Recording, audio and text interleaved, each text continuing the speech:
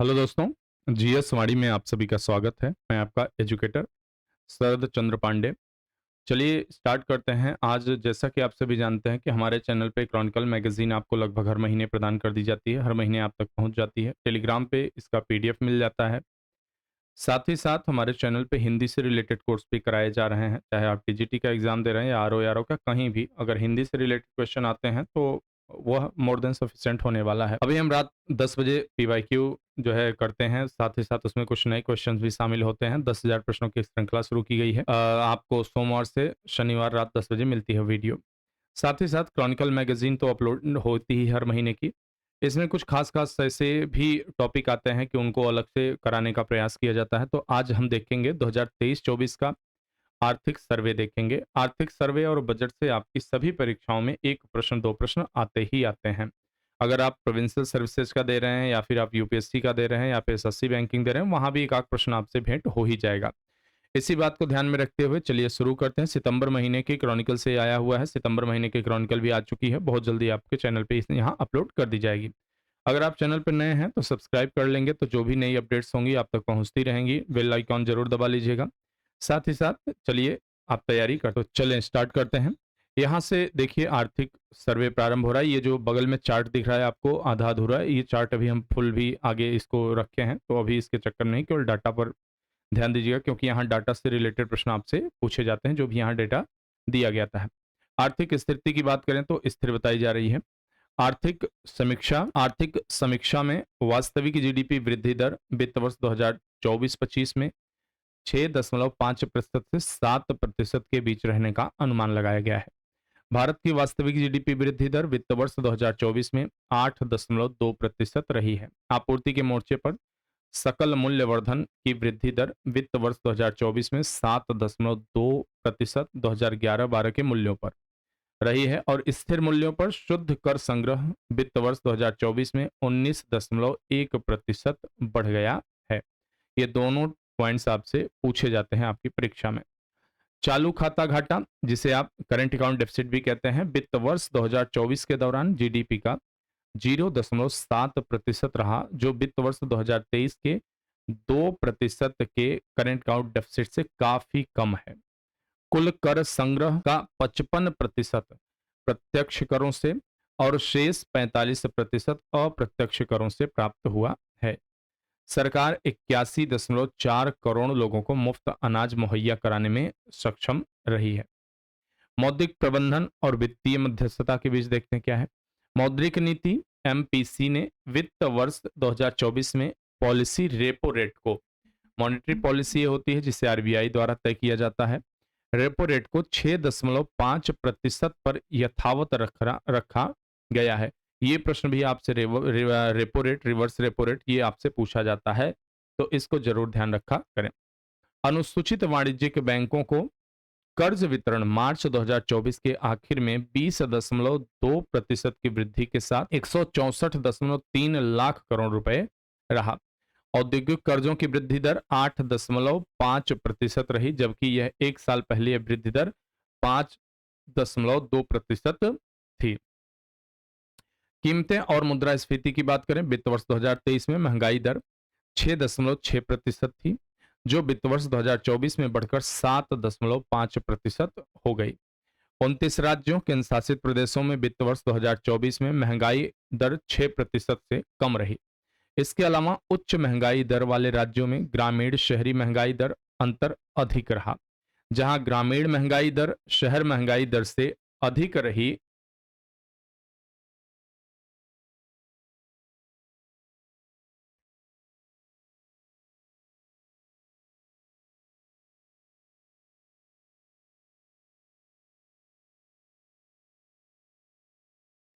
Reserve bank ने वित्त वर्ष 2025 में वित्त वर्ष 2026 में महंगाई दर कम होकर 4.5% और 4.1% रहने का अनुमान है।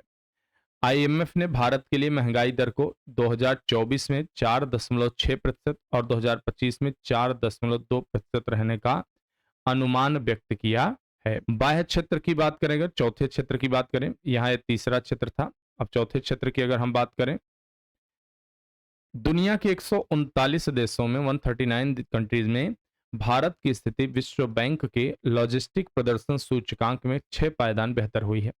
भारत की स्थिति 2018 में 44वें से बेहतर होकर 2023 में 38वें पायदान पर पहुंच गई।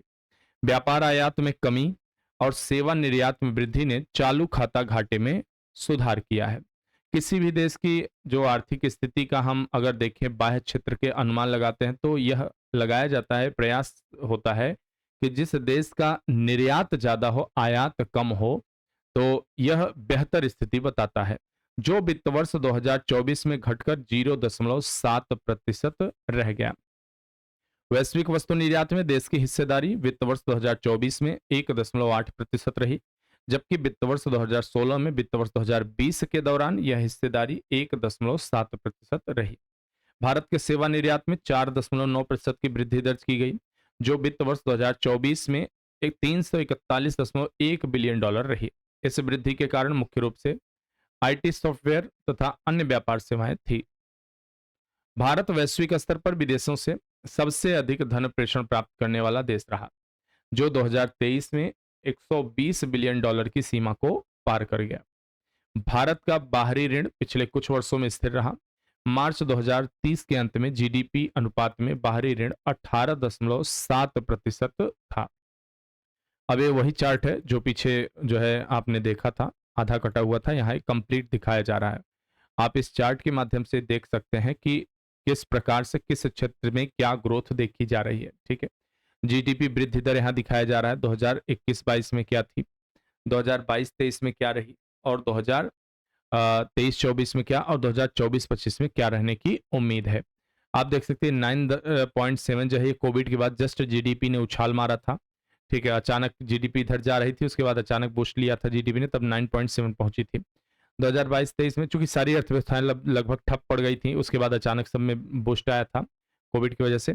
खाद्यान्न उत्पादन मिलियन टन में देखिए दिखाया जा रहा है, 2021 में कितना हुआ था, 310.7 मीट्रिक टन। उसके अलावा 2021-22 में 315.6, 2022-23 में 329, और वहीं 2023-24 में 328.9। उसके अलावा औद्योगिक वृद्धि दर दिखाई जा रही है यहाँ, क्योंकि औद्योगिक वृद्धि दर इसलिए महत्वपूर्ण होती है, किसी भी सेक्टर में आप बात करें, खासकर इकोनॉमिक सेक्टर में अगर बात करें तो 3 महत्वपूर्ण क्षेत्र होते हैं, प्राथमिक क्षेत्र, द्वितीय क्षेत्र और तृतीय क्षेत्र। आपके प्राथमिक क्षेत्र में कृषि वगैरह आता है, कृषि खनन इत्यादि वानिकी वगैरह प्राथमिक क्षेत्र में आते हैं, जबकि फूड प्रोसेसिंग हो गया, इंडस्ट्रियल सेक्टर का काम और जो है अवसंरचनात्मक काम जो है द्वितीय औद्योगिक क्षेत्र का हो गया।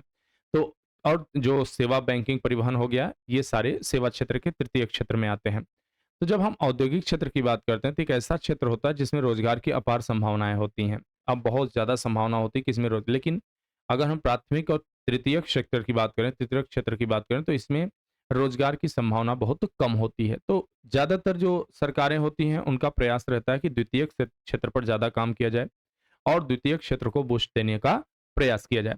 अब यहाँ आप देखिए द्वितीय क्षेत्र की बात की जाए औद्योगिक उसमें विकास में 2020-21 में तो बिल्कुल -0.4 हो गया था भाई, पूरी प्रक्रिया सब कुछ बंद था। लेकिन 2021-22 में 12.2 देखा गया, उसके बाद 22-23 में फिर डाउन हुआ थोड़ा सा। ठीक है, थोड़ा सा मतलब बहुत डाउन हुआ। उसके बाद 2023-24 का अगर देखें तो आप 9.5%, यानी कि ये बहुत अच्छा संकेत है, बहुत अच्छा विकास है। सेवाओं की अगर बात करें तो सेवाएं 2020-21 में देख रहे हैं बिल्कुल -8.4 पे चली गई थी, वहीं 21 में फिर से बूस्ट मिलता है और अभी आप देखें तो 7.6% यहाँ दिखाया जा रहा है। पूंजीगत व्यय की बात करें जीडीपी का, यानी कि कोई भी सरकार हो तो पूंजीगत व्यय का मतलब होता है जिससे किसी प्रकार की परिसंपत्ति का निर्माण होता है। तो यहाँ पर आप देखिए तो 3.2 की ग्रोथ दिख रही है, जबकि पहले 2.1 2020-21 में था। विदेशी व्यापार में देख सकते हैं आप कितना बड़ा जो है ये अंतर दिख रहा है आयात निर्यात में। हालांकि अगर आप बात करें 2020-21 की 291.8, वहीं इस समय 437.1 है। ठीक है, अभी भी आयात निर्यात के बीच भारी गैप है और इसको हमें प्रयास करके कम करना है, या इसे प्रयास यही रहना चाहिए कि निर्यात आयात से ज्यादा हो जाए। राजकोषीय घाटा की आप बात कर सकते हैं, ये विदेशी मुद्रा भंडार है। ठीक है, तो यह एक डाटा के माध्यम से भी याद करने में आसानी होगी काफी। चलें आगे बढ़ते हैं, विदेशी मुद्रा भंडार के बारे में आप देख लीजिए। किसी देश की विदेशी विदेशी मुद्रा भंडार बहुत जरूरी होती है कि एक इस लेवल पर है, इसका मतलब होता है कि जैसे आप अंतर्राष्ट्रीय व्यापार कर रहे हैं अंतर्राष्ट्रीय मार्केट से कुछ खरीद रहे हैं तो आप रुपया नहीं देंगे, आपको डॉलर ही देना पड़ेगा, आपको पाउंड एन ही देना पड़ेगा। ऐसी परिस्थिति में क्या होता है, किसी भी देश के पास फॉरेक्स रिजर्व होना बहुत जरूरी होता है। भारत की कंडीशन में अगर आप देखें 1991 में आर्थिक संकट आने वाला था, उस दौरान हमारे पास केवल 1 हफ्ते का फॉरेक्स रिजर्व बचा हुआ था, यानी कि उस पैसे से हम केवल 1 हफ्ते के लिए तेल मंगा सकते थे, 1 हफ्ते के लिए अन्य चीजें मंगा सकते थे। लेकिन आज की करंट सिनेरियो में देखिए तो बहुत बड़ा बदलाव आया है। मैं दोस्तों बताऊं, खुद ही मैं करंट अफेयर फॉलो करता हूं काफी समय से। अगर मैं बात करूं 2012-13 की, 2012-13 में फॉरेक्स रिजर्व बहुत ज्यादा अगर रहता था तो 200 बिलियन डॉलर के आसपास रहता था। लेकिन अभी आप देखिए तो यह पहुंच चुका 646.4 बिलियन डॉलर। अपने आप में बहुत बड़ा अमाउंट है, ह्यूज अमाउंट है, जो कहीं ना कहीं भारत के व्यापार स्थिरता को दिखाता है, व्यापार की सुरक्षा को दिखाता है कि हाँ भाई, हम किसी से अगर आयात कर रहे हैं तो हमारे पास पैसे की कमी नहीं है, हम बड़े आराम से उसको पे कर सकते हैं। अब देखते हैं मध्य अवधि दृष्टिकोण न्यू इंडिया के लिए विकास की रणनीति। मध्य अवधि दृष्टिकोण न्यू इंडिया के लिए विकास रणनीति। अमृत काल की विकास रणनीति 6 प्रमुख क्षेत्रों पर आधारित है। निजी निवेश को प्रोत्साहन, एमएसएमई का विस्तार, विकास के इंजन के रूप में कृषि, ऊर्जा बदलाव के लिए हरित क्षेत्रों को अपनाने हेतु वित्त पोषण, शिक्षा रोजगार के बीच अंतर को कम करना तथा राज्यों को का क्षमता निर्माण। 7% से अधिक की वृद्धि दर पर भारत में वृद्धि के लिए केंद्र सरकार, राज्य सरकारों और निजी क्षेत्र के बीच एक त्रिपक्षीय समझौते की आवश्यकता है। जलवायु परिवर्तन और ऊर्जा स्रोतों में बदलाव को अपनाना अध्याय 6 में है। अंतर्राष्ट्रीय वित्त निगम की एक रिपोर्ट में कहा गया कि भारत G20 समूह का एकमात्र देश है जहां 2 डिग्री सेंटीग्रेड ताप की वृद्धि की संभावना है। और 2 डिग्री सेल्सियस ताप वृद्धि का मतलब है कि बहुत बड़े स्तर पर प्रभावित होना, चाहे हमारी कृषि हो, चाहे हमारा इकोसिस्टम हो, वो बहुत बुरी तरह से प्रभावित होने वाला है, क्योंकि वैश्विक स्तर पर 1.5 डिग्री सेल्सियस का जो है टारगेट रखा गया है।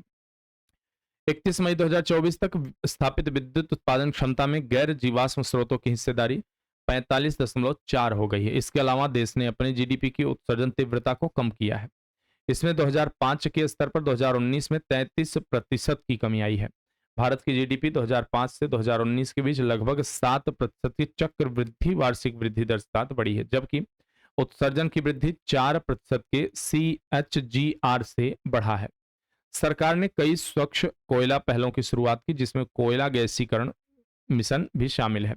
विगत 5 वर्षों में ईपीएफओ के तहत निवल पेरोल में दोगुनी से अधिक वृद्धि हुई है, जो कि वित्त वर्ष 2019 में 61.1 लाख कर्मचारियों की तुलना में वित्त वर्ष 2024 में 131.5 लाख हुई है। ईपीएफओ में वित्त वर्ष 2015 और 2024 के बीच सदस्यों की संख्या 8.4% महत्वपूर्ण वृद्धि दर्शाती है।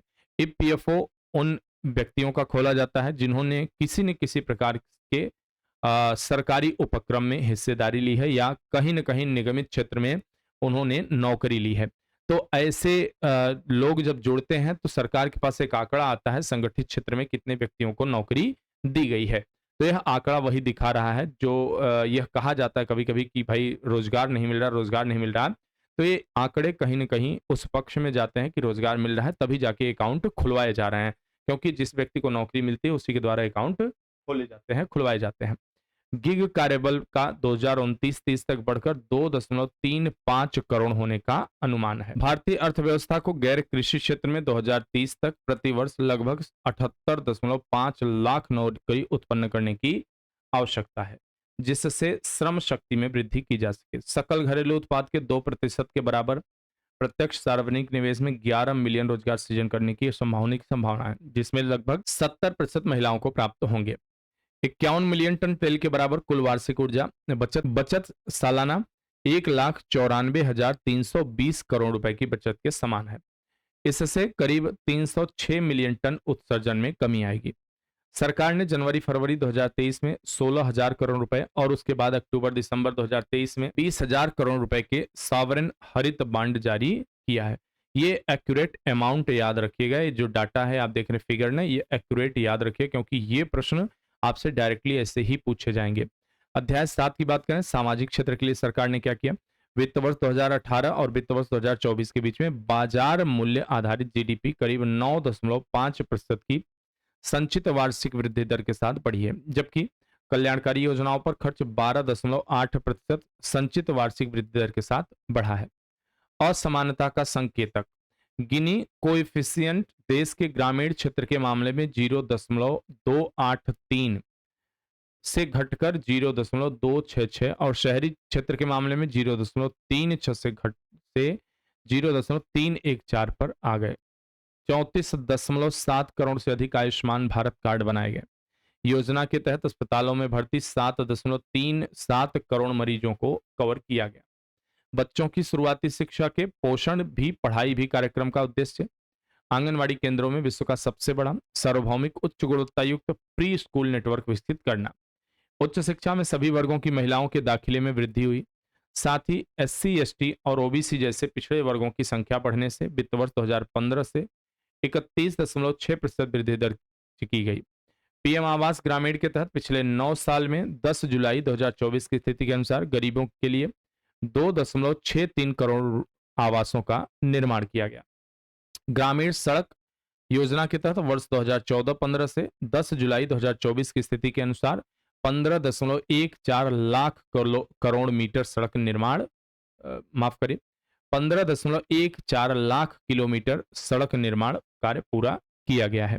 अध्याय 8 की बात करें, रोजगार और कौशल वृद्धि। वर्ष 2022-23 में बेरोजगारी दर घटकर 3.2% पर आने से भारतीय श्रमिक बाजार संकेतक में पिछले 6 साल के दौरान सुधार आया। 15 वर्ष और उससे अधिक आयु के लोगों के मामले में तिमाही शहरी बेरोजगारी दर मार्च 2024 में समाप्त तिमाही के दौरान मार्च 2023 की इसी तिमाही की 6.8% से घटकर 6.7% रह गई। आवधिक श्रम बल सर्वेक्षण के अनुसार 45% से अधिक कार्यबल कृषि क्षेत्र में, ध्यान रखें 45% से अधिक, और 11.4% विनिर्माण क्षेत्र में यानी कि औद्योगिक क्षेत्र जो आपका है, और 28.9% सेवा क्षेत्र में और 13.0% निर्माण क्षेत्र में नियुक्त हैं। ये एक डाटा है जो आपको ऐसे राइटिंग या अन्य कई जगहों पे काम दे सकता है। पीएलएफएस के अनुसार 15 से 29 आयु वर्ग के इसे श्रमिक वर्ग, इसे कार्यशील वर्ग भी कहा जाता है। युवा बेरोजगारी दर 2017 से 18 में 17.8% से घटकर 2022-23 में 10% पर आ गई है। अध्याय 9 की बात करें, कृषि और खाद्य प्रबंधन।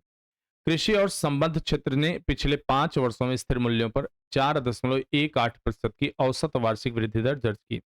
31 जनवरी 2024 तक कुल कृषि भुगतान 22.84 लाख करोड़ है। 31 जनवरी 24 तक बैंकों ने 9.4 लाख करोड़ के 7.5 करोड़ किसान क्रेडिट कार्ड जारी किए। वर्ष 2015-16 से 2023-24 के दौरान न्यूनतम जल अधिकतम फसल के तहत देश में सूक्ष्म सिंचाई के अंतर्गत 90 लाख हेक्टेयर क्षेत्र को शामिल किया गया। अनुमान है कि शिक्षा सहित कृषि अनुसंधान में लगाए गए प्रत्येक रुपए से 13.85 रुपए का प्रतिफल मिला। अध्याय 10 की बात करें, मध्यम एवं लघु उद्योग। वित्त वर्ष 2024 में 8.2% की आर्थिक वृद्धि को 9.5% की औद्योगिक विकास दर से समर्थन मिला। विनिर्माण मूल्य श्रृंखलाओं में अनेक बाधाओं के बावजूद विनिर्माण क्षेत्र ने पिछले दशक में 5.2% की औसत वार्षिक वृद्धि दर हासिल की। भारत का फार्मास्यूटिकल बाजार, जिसका वर्तमान मूल्य 50 बिलियन अमेरिकी डॉलर है, अपनी मात्रा के अनुसार दुनिया का तीसरा सबसे बड़ा बाजार है। भारत दुनिया का दूसरा सबसे बड़ा कपड़ा विनिर्माता है और शीर्ष 5 निर्यातक देशों में से एक। भारत के इलेक्ट्रॉनिकी विनिर्माण क्षेत्र की वित्त वर्ष 2022 में वैश्विक बाजार हिस्सेदारी का अनुमानित 3.7% है। 11वां सेवाएं। सेवा क्षेत्र वित्त वर्ष 2024 में अर्थव्यवस्था के कुल आकार का लगभग 55% है। सेवा क्षेत्र में सर्वोच्च संख्या में सक्रिय कंपनियां 65% हैं। 31 मार्च 2024 तक भारत के कुल 16,91,495 सक्रिय कंपनियां थी। वैश्विक स्तर पर भारत का सेवा निर्यात 2022 में दुनिया के वाणिज्यिक सेवा निर्यात का 4.4% था। भारत के सेवा निर्यात में कंप्यूटर सेवा और व्यापार सेवा निर्यात का हिस्सा 73%। वित्त वर्ष 2024 में इसमें 9.6% की बढ़ोतरी देखी गई। डिजिटल माध्यम से दी जाने वाली सेवाओं के निर्यात में वैश्विक स्तर पर भारत की हिस्सेदारी 2019 के 4.4% से बढ़कर 2023 में 6% हो गई। वित्त वर्ष 2024 में भारतीय हवाई अड्डों पर एयर कार्गो का रखरखाव सालाना आधार पर 7% से बढ़ोतरी के साथ 33.7 लाख टन के स्तर पर पहुंच गया है। वित्त वर्ष 2024 की समाप्ति मार्च 2024 में 45.9 लाख करोड़ रुपए के सेवा सेक्टर ऋण के बकाया से हुई, जिसमें वर्ष 22.9% की वृद्धि दर्ज की गई।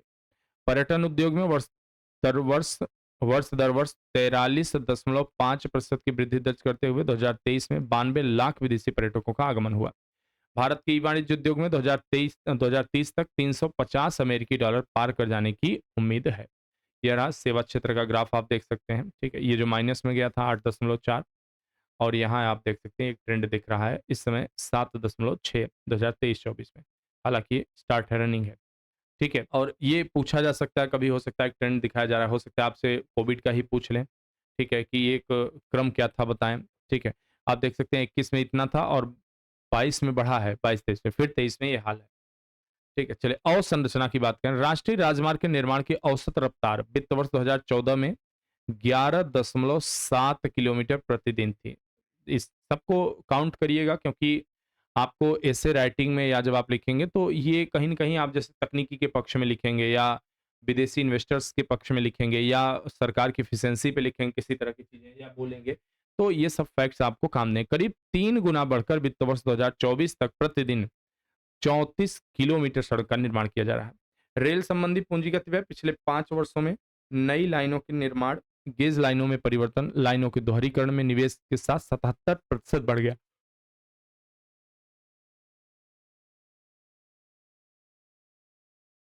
वित्त वर्ष 2024 में 21 हवाई अड्डों पर नई टर्मिनल इमारतें चालू की गई, जिसकी वजह से यात्रियों को हैंडल करने की क्षमता में वृद्धि हुई है। यह प्रतिवर्ष करीब 620 लाख यात्रियों तक पहुंच गई।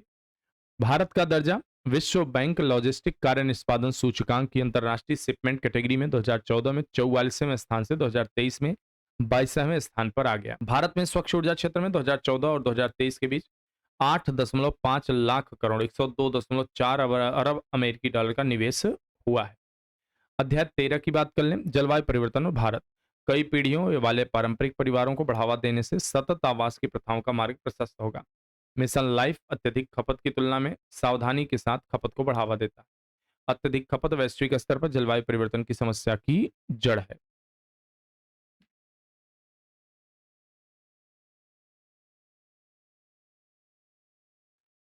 चलिए अगला देखते हैं हम यहाँ पे केंद्रीय बजट सर्वे देख लिया हमने, और अब आगे देखेंगे बजट की एक एक बिंदुओं पर कितना जो है पैसा अलॉटमेंट किया गया है, क्या कैसे हैं, उसके बारे में चीजें देखेंगे। ठीक, तो बजट से भी आपके प्रश्न मिला के आर्थिक सर्वे बजट दोनों से प्रश्न पूछे जाते हैं परीक्षाओं में।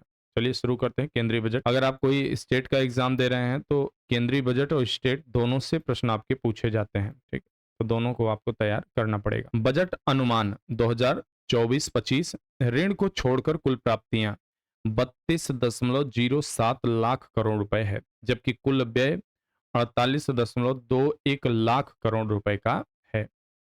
सकल कर प्राप्ति 25.83 लाख करोड़ है। वित्तीय घाटा जीडीपी का 4.9% है। घाटे का परिदृश्य देखते हैं प्रतिशत में। राजस्व घाटा कितनी है 2023-24 में संशोधित अनुमान 2.6%।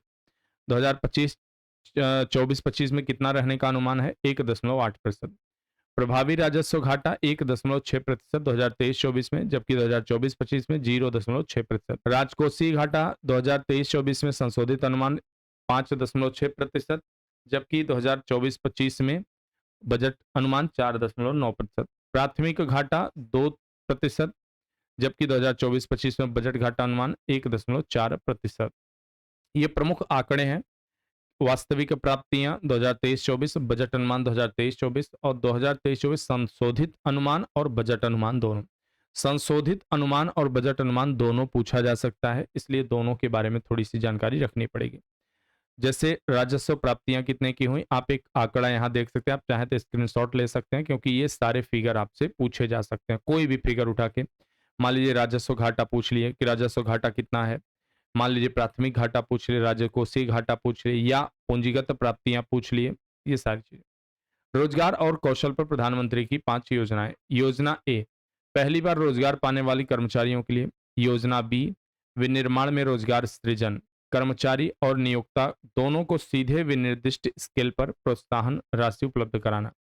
योजना सी, नियोक्ताओं को ईपीएफओ योगदान के संबंध में सहायता, कौशल के लिए नई केंद्र प्रायोजित योजना इत्यादि। अगले 5 साल की अवधि में 20 लाख युवाओं का कौशल बढ़ाया जाएगा। 1000 औद्योगिक प्रशिक्षण संस्थानों का उन्नयन किया जाएगा। 5 साल में 1 करोड़ युवाओं को 500 शीर्ष कंपनियों में इंटर्नशिप के लिए नई योजना। इस संबंध में किए गए विकसित भारत की दिशा में 9 बजट प्राथमिकताएं। कौन सी 9 बजट प्राथमिकताएं हैं, देखते हैं। प्राथमिकता 1, कृषि में उत्पादकता और लचीलापन। कृषि और इससे जुड़े क्षेत्रों के लिए 1.52 लाख करोड़ रुपए का आवंटन। किसानों की खेतीबाड़ी के लिए 32 कृषि और बागवानी फसलों की नई 109 उच्च पैदावार वाली और जलवायु अनुकूल किस्में जारी की गई हैं। प्रमाण पत्र और ब्रांडिंग व्यवस्था के साथ अगले 2 वर्षों में पूरे देश में 1 करोड़ किसानों को प्राकृतिक कृषि से जोड़ा जाएगा। प्राकृतिक खेती के लिए 10,000 आवश्यकता आधारित जैव आदान संसाधन केंद्र स्थापित किए जाएंगे। 3 साल में किसानों और उनकी जमीन को शामिल करने हेतु कृषि में डिजिटल सार्वजनिक अवसंरचना को लागू किया जाएगा। प्राथमिकता 2, रोजगार और कौशल प्रशिक्षण। प्रधानमंत्री पैकेज के भाग के रूप में रोजगार संबद्ध प्रोत्साहन के लिए 3 योजनाएं। योजना ए, पहली बार वालों के लिए ईपीएफओ में पंजीकृत पहली बार रोजगार पाने वाले कर्मचारियों को 15,000 रुपए तक के 1 महीने का वेतन, जिसे 3 किस्तों में दिया जाएगा।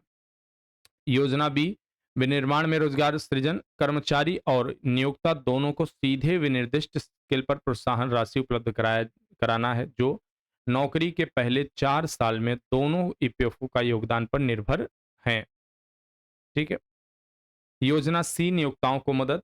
सरकार नियोक्ता को उसके ईपीएफओ योगदान के लिए 2 साल तक हर अतिरिक्त कर्मचारी पर 3,000 रुपए प्रत्येक महीना भुगतान करेगी। ध्यान रखिए, 2 साल तक हर अतिरिक्त कर्मचारी पर।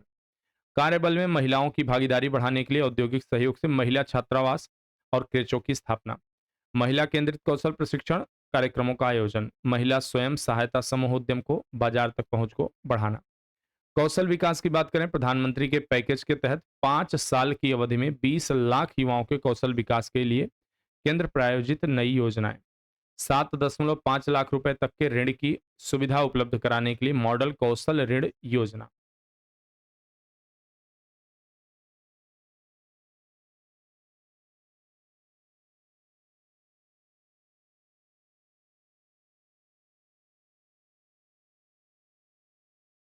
सरकार की योजनाओं और नीतियों के तहत किसी लाभ के लिए पात्र नहीं होने वाले युवाओं को घरेलू संस्थाओं में उच्चतर शिक्षा के लिए 10 लाख रुपए तक के ऋण हेतु वित्तीय सहायता। प्राथमिकता 3, समावेशी मानव संसाधन विकास और सामाजिक न्याय। पूर्वोदय। अमृतसर कोलकाता औद्योगिक गलियारे के साथ गया में औद्योगिक केंद्र का विकास। 21,400 करोड़ रुपए की लागत से विद्युत परियोजनाएं आरंभ की जाएंगी, जिसमें पीरपैंती में 2400 मेगावाट का नया विद्युत संयंत्र स्थापित। आंध्र प्रदेश पुनर्गठन अधिनियम, बहुपक्षीय विकास एजेंसियों के माध्यम से मौजूदा वित्त वर्ष में 15,000 करोड़ रुपए की विशेष वित्तीय सहायता। विशाखापत्तनम चेन्नई औद्योगिक गलियारे में कोप्पार्थी क्षेत्र और हैदराबाद हैदराबाद खेब हैदराबाद बेंगलुरु औद्योगिक गलियारे में ओरवाकल क्षेत्र में औद्योगिक केंद्र। महिलाओं का नेतृत्व विकास, महिलाओं और लड़कियों को लाभ पहुंचाने वाली योजनाओं के लिए कुल 3 लाख करोड़ रुपए का आवंटन। प्रधानमंत्री जनजातीय उन्नत ग्राम योजना, जनजातीय बहुल गांवों आकांक्षी जिलों में जनजातीय परिवारों का सामाजिक आर्थिक विकास, जिसमें 63,000 गांवों के 5 करोड़ जनजातीय लोग लाभार्थी होंगे। उत्तर पूर्वी क्षेत्र में बैंक शाखाएं, उत्तर पूर्वी क्षेत्र में इंडिया पोस्ट पेमेंट बैंक की 100 शाखाएं खोलना। प्राथमिकता 4 के अंतर्गत क्या है, विनिर्माण और सेवाएं। प्राथमिकता 4 की बात कर लेते हैं, 4 की विनिर्माण और सेवाएं। मुद्रा लोन, तरुण श्रेणी के अंतर्गत मुद्रा ऋणों की सीमा को उन उद्यमियों के लिए मौजूदा 10 लाख रुपए से बढ़ाकर 20 लाख रुपए कर दिया जाएगा जिन्होंने पहले के ऋणों को सफलतापूर्वक चुका दिया है।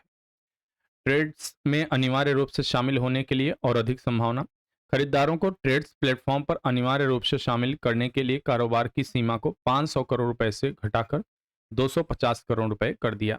प्राथमिकता 5 की बात करें, शहरी विकास, आवागमन उन्मुखी विकास 30 लाख से अधिक जनसंख्या वाले 14 बड़े शहरों के लिए कार्यान्वयन और वित्त पोषण रणनीति के साथ आवागमन उन्मुखी विकास योजनाएं तैयार की जाएंगी।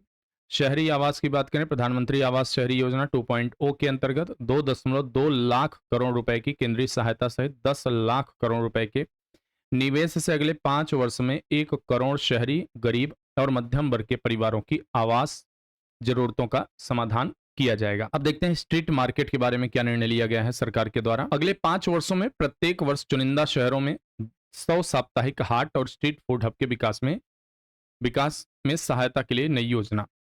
अब यहाँ एक ग्राफ के माध्यम से आप देख सकते हैं कि सरकार के पास किस क्षेत्र से कितना पैसा आता है और उसके बाद वह पैसा जाता कहाँ है, रुपया कहाँ से आता है, कहाँ जाता है।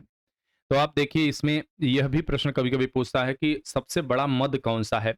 इसमें चूंकि ब्लैक एंड व्हाइट पेज में देते हैं मैगजीन वाले, तो ये आप कलर के माध्यम से तो नहीं तय कर सकते, लेकिन फिर भी अगर आप देखें उधार और अन्य देयता, ठीक है, 27 पैसे यहां से आते हैं। 1 रुपए इसे बजट मान के चला जा रहा है, ठीक है, 1 रुपए का माना जा रहा है कि 1 रुपए कहां से आते हैं, फिर 1 रुपए कहां जाता है। अब आप यहां देख सकते हैं, आप सबसे कम और सबसे ज्यादा ये दो चीजें याद रखिए, ठीक है। तो उधार और अन्य देयता से 27 पैसे आता है, जबकि निगम कर से 17 पैसे आता है, आय कर से 19 पैसे आता है, और माल सेवा कर और अन्य कर से 18 पैसे आता है, ठीक है। और जो है केंद्रीय उत्पाद से 5 पैसे आता है, इस प्रकार। और जाता सबसे ज्यादा कहाँ पे है, क्योंकि जितना आता है उतना आता है, इस हिसाब से हमें देखना पड़ेगा। करों और शुल्कों में राज्यों का हिस्सा 21 पैसे जाता है इसके लिए, और ब्याज अदायगी में 19 पैसे जाता है। उसके अलावा केंद्रीय क्षेत्र की योजनाओं के लिए 16 पैसे जाता है। तो इस हिसाब से आप इस ग्राफ के माध्यम से थोड़ी एक समझ बना सकते हैं। आप भी चाहें तो ऐसा ही चार्ट बना सकते हैं, बेहतर होगा। प्राथमिकता 6 देखते हैं, ऊर्जा सुरक्षा। उन्नत ultra super critical thermal power plant. उन्नत अल्ट्रा सुपर क्रिटिकल प्रौद्योगिकी का प्रयोग करके परिपूर्ण 800 मेगावाट का वाणिज्य संयंत्र स्थापित करने के लिए एनटीपीसी और बीएचईएल के बीच एक संयुक्त उद्यम प्रस्तावित। हार्ड टू एबेट उद्योग के लिए रोडमैप।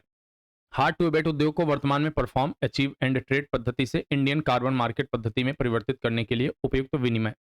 प्राथमिकता 7 की बात करें अवसंरचना की, तो केंद्र सरकार द्वारा अवसंरचना में निवेश पूंजीगत व्यय के लिए 11,11,111 करोड़ रुपए। क्या बात है, देख रहे हैं कितना बढ़िया एक एक का जोड़ा बना रखा है कि याद करने में थोड़ी आसानी होगी, ठीक है। आपको पूंजीगत व्यय के लिए करोड़ रुपए, जीडीपी का 3.4% का प्रावधान किया गया है। राज्य सरकारों द्वारा अवसंरचना में निवेश। राज्यों को उनके संसाधन आवंटन में सहायता करने के लिए इस वर्ष भी 1.5 लाख करोड़ रुपए के ब्याज रहित दीर्घावधि ऋण का प्रावधान है। प्रधानमंत्री ग्राम सड़क योजना 25,000 ग्रामीण बसावटों के लिए 12मासी सड़क संपर्क उपलब्ध कराने हेतु पीएमजीएसवाई का चरण 4 आरंभ किया गया। सिंचाई और बाढ़ उपशमन। बिहार में कोसी मेची अंतर्राज्यीय लिंक। अन्य योजनाओं जैसे परियोजनाओं के लिए 11,500 करोड़ रुपए की वित्तीय सहायता दी गई। पर्यटन की बात करें, विष्णुपद मंदिर गलियारा, महाबोधि मंदिर गलियारा और राजगीर का व्यापक विकास। ओडिशा के मंदिरों, स्मारक शिल्प, वन्य जीव अभ्यारण्य, प्राकृतिक भूदृश्य, प्राकृतिक समुद्री तट विकास हेतु, प्राचीन समुद्री तट के विकास हेतु सहायता। प्राथमिकता 8 की बात करें, नवाचार, अनुसंधान और विकास। अंतरिक्ष अर्थव्यवस्था। अगले 10 वर्षों में अंतरिक्ष अर्थव्यवस्था को 5 गुना बढ़ाने की निरंतरता पर जोर देते हुए 1,000 करोड़ रुपए की उद्यम पूंजी निधि दी गई।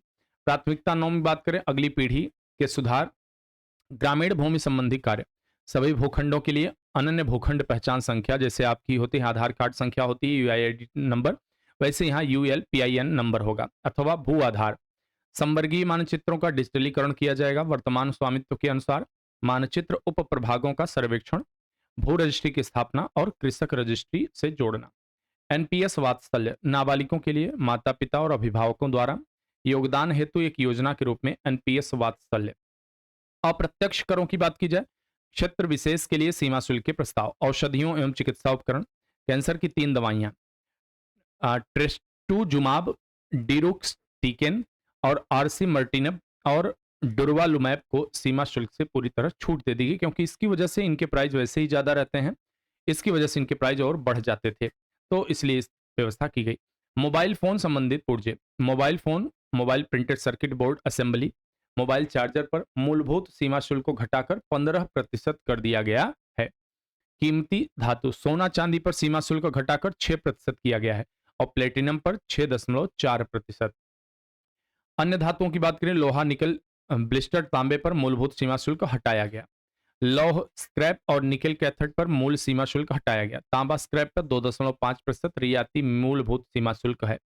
इलेक्ट्रॉनिक्स की बात करें, रजिस्टरों के विनिर्माण हेतु ऑक्सीजन मुक्त तांबे पर कुछ शर्तों पर मूलभूत सीमा शुल्क हटाया गया। रसायन और पेट्रोकेमिकल्स पर अमोनियम नाइट्रेट पर मूलभूत सीमा शुल्क को 7.5% से बढ़ाकर 10% किया गया। प्लास्टिक की बात करें, पीवीसी फ्लैक्स बैनरों पर मूलभूत सीमा शुल्क को 10% से बढ़ाकर 25% कर दिया गया। जो पर्यावरण के लिए हानिकारक होते हैं या कहा जाए तो जो बाहर से ज्यादातर आयात किए जा रहे हैं और हमारे यहाँ भी संभव है थोड़ा बहुत, तो उन पर सीमा शुल्क बढ़ाया गया है।